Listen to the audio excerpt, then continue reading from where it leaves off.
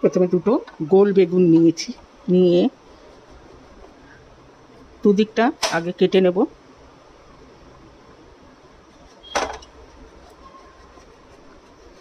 এবারে বেগুন ভাজা যেরকম গোল করে কাটি, এটা মধ্যেখান থেকে দুভাগ করব।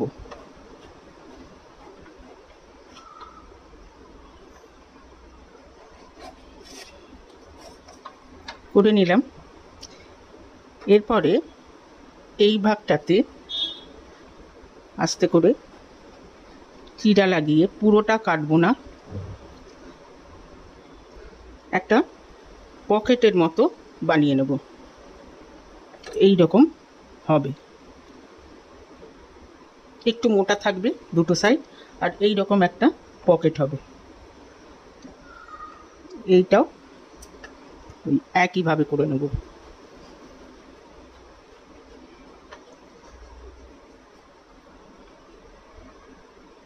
নাইফটা একটু ভেতর দিয়ে ঢুকিয়ে দিলেই এই পকেটটা কিন্তু হয়ে যাবে।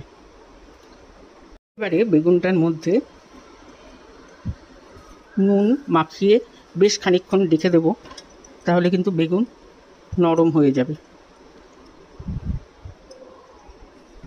মিনিট 15 মাখিয়ে এরকম রেখে দেবো। এবারে একটা মিক্সিং জার নিয়ে নিয়েছি। এখানে নিয়েছি একটা পেঁয়াজ, 3-4টে রসুনের কোয়া, 2 ইঞ্চি আদা, একটা কাঁচা লঙ্কা দিয়ে দিলাম।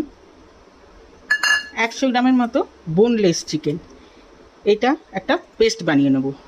আর এটাতে একসাথে দিয়ে দেবো একটু ধনে পাতা। এবারে একটা ব্যাটার বানাবো। এখানে ময়দা নিয়ে নেব, এটা পরিমাণ মতো, 3 বড় টেবিল স্পুনের মতো ময়দা নিয়ে নিলাম। এবারে এটার মধ্যে দেব সুজি।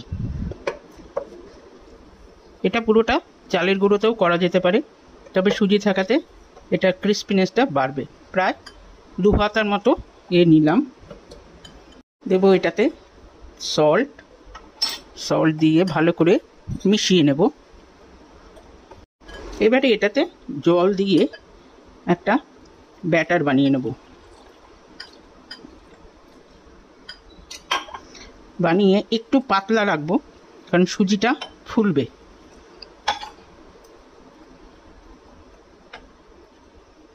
ব্যাটারটা এইরকম পাতলা ইনিশিয়ালি রয়েছে, এরপরে সুজিটা ফুলবে তো আরও গাঢ় হয়ে যাবে।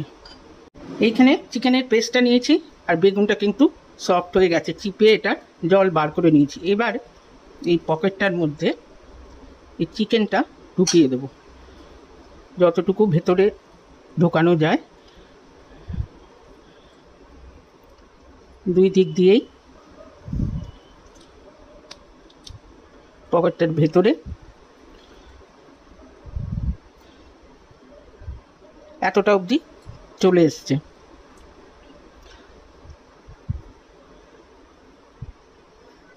সরিয়ে নিলাম, এইরকম হয়ে যাবে। এইটাকেও একইভাবে ভেতরে এরকমভাবে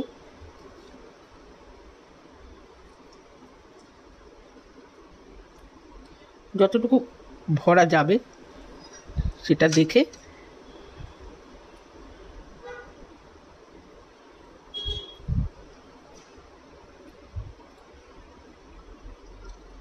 করে ভরে নিলাম। কড়াইতে তেল বসিয়ে দিয়েছি।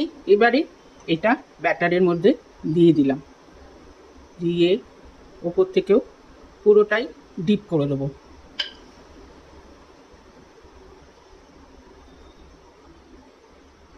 ডিপ করে আস্তে করে তুলে নিয়ে তেলে ছেড়ে দেবো। ফ্লেমটা কিন্তু লোতে রাখবো, যাতে ধীরে ধীরে হয়, বেগুনটাও যেন এটার মধ্যে কুক হয়ে যায়। মিনিট 2 এরমভাবে রেখে এবার উল্টো দিকটাতেও একইভাবে ভেজে নেব। ধীরে ধীরে করাতে বেগুনটাও কুক হবে, চিকেনটাও কিন্তু কুক হয়ে যাবে। বেশ লালচে করে ভাজা হয়ে গেছে, বেগুনটাও নরম হয়ে গেছে আর ভেতরে চিকেনটাও কিন্তু একইভাবে কুক হয়ে গেছে। এটাকে এবারে তুলে নেব। সেমভাবে এইটাকেও ডিপ করে আস্তে করে এরকমভাবে ছেড়ে দেবো। এটা ধীরে ধীরে কুক হয়ে যাবে। কেমন লাগলো রেসিপি? যদি ভালো লেগে থাকে তাহলে অবশ্যই লাইক করবেন, কমেন্ট করবেন আর আমার চ্যানেলটিকে সাবস্ক্রাইব করতে ভুলবেন না। আজকে তাহলে চলি, নেক্সট দিন আরেকটা এরকম মজাদার খাবার নিয়ে আসবো। সবাই ভালো থাকবেন, সুস্থ থাকবেন। ওকে দেন, বাই।